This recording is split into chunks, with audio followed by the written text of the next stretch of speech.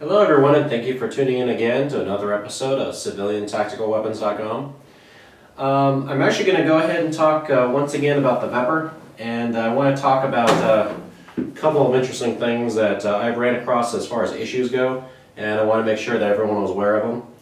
The Veprs are actually extremely hard to get. Some of the prices I've seen on these things have been climbing through the roof. The Russian-made AK variants have been pretty substantial as far as price goes. A couple of the other knockoff brands that you'll see, some other companies that also make AKs, are definitely not made to the same quality as the Vepr. The couple things I want to mention here: when you normally get an AK-47, you'll see these a lot with the Sega products. I think they're CAI imports a bunch of them. What you'll notice is when you touch any of the parts that actually is metal on them, you'll see that they're very rough normally. And these are some characteristics to look for as far as a high quality AK. Everything on this AK is absolutely smooth. I didn't have to file any of this down, it actually came from the manufacturer that way. Everything fits very smoothly.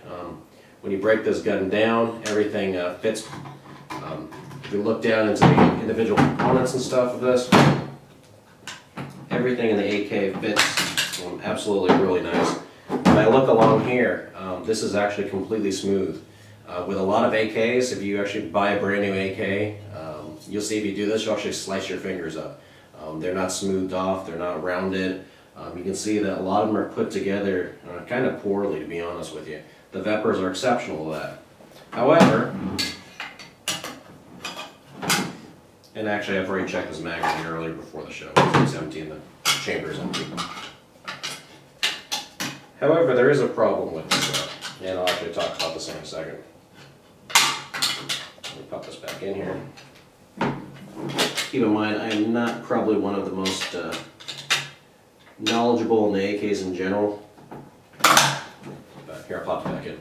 One thing to notice here, now you actually see the close-up photos I'll have on it. The one thing I do not like about this Vepr, it's very accurate, it's very durable. However, it's not very accessible as far as accessories go.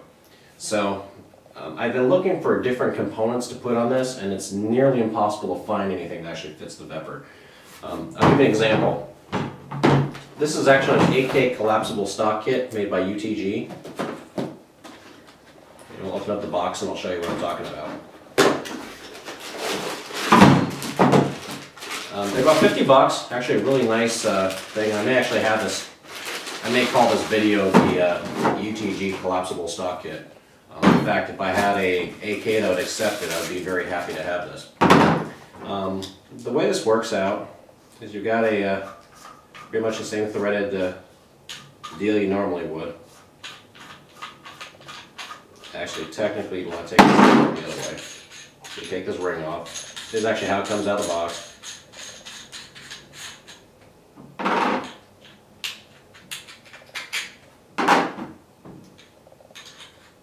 Thread the ring back down.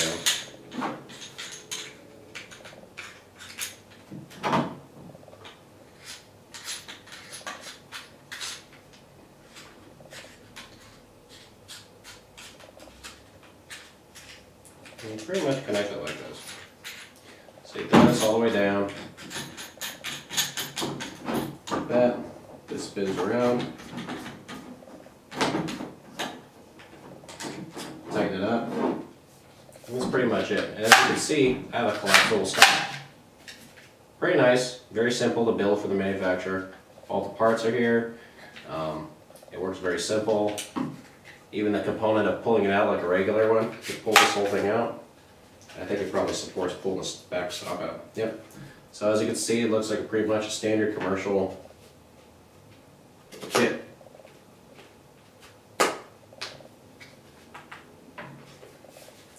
Well, it seems a little tighter to put back in versus a regular stock kit I'm used to, but it's back in there. So, multi-stage kit, right? I pulled it out too far. There we go. Alright. Pretty standard, right? If you look here, this is what you have to look on the Vepr, and this is where the issue is. A lot of AKs, these are actually two pieces. The stock is one piece, and the bottom pistol grip is another. I think to try to achieve some of the part counts, remember this, if it's one piece, it actually only counts as one part. I think the Vepper actually used some of these things to try and reduce the part count to get you the pistol grip. So this is actually a complete one piece. If you look back here, there's actually an angled notch. If you look at your typical AK kit, if I line these up, they actually fit perfectly. In fact, you can see on top here, there's actually a screw on here. So it almost looks like I have to just drill a screw on top to make it fit. But then you run into the problem of this angle doesn't match up with this.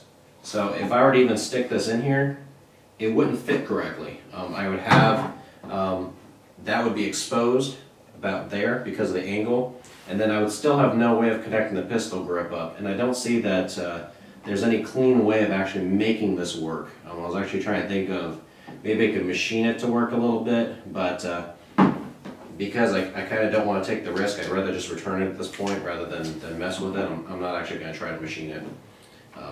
I have to take a screw off of here and then go in through the bottom, pull another screw out to actually yank this components off. And again, I've tried to get another component for the Vepper and it doesn't seem to work. As far as the AK Collapsible Stock kit itself, I mean, if you've got an AK that is just a standardized AK, this will work on it. In fact, the instructions in here say it's you know, Model 4 and Model 15 stock kit for AK and variants. I think this is pretty much, I'm looking at the picture here, these look like your standard wooden AKs that they're showing in here. It seemed to work pretty nice for anything except the Vepper models. So if you do get a Vepper, they are very good guns, but you may have extreme difficulty finding any third-party components, you know, with the exception of the universal AK rail system. You know, I bought this one a while ago, and this works, and I've got the LaRue on top of it. But beyond that, I'm actually pretty stuck for components. So, you know, if that's something you don't care about, if you're not going to really, go ahead and modify it all that much, then it shouldn't be an issue. But you know, if you want to get a collapsible stock, if anyone's aware of them, go ahead and send me an email if you know of one. I've kind of looked around the internet, haven't had too much luck on it, although to be quite honest, I haven't spent a lot of time on it. But if you do have an AK, I actually would encourage you to try one of these UTG kits. It's actually by UTG. I'm kind of sad to actually have to sell mine back, or actually give mine back to the manufacturer. But I rent about 50 bucks, and it seems like it'd be a pretty nice kit for an AK.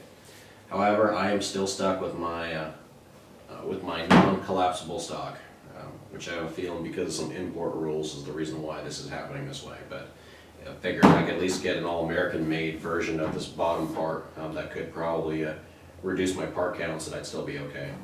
Anyways, remember, if you have any questions, please email me at info@civiliantacticalweapons.com. And you know, of course, if you have any questions in regards to any firearms, a lot of you are already sending me a lot of questions. And remember, if you send me the questions, I need them sent to info@civiliantacticalweapons.com, since I don't actually answer any of the other emails through YouTube. So, hope to see you next week, and have a nice week.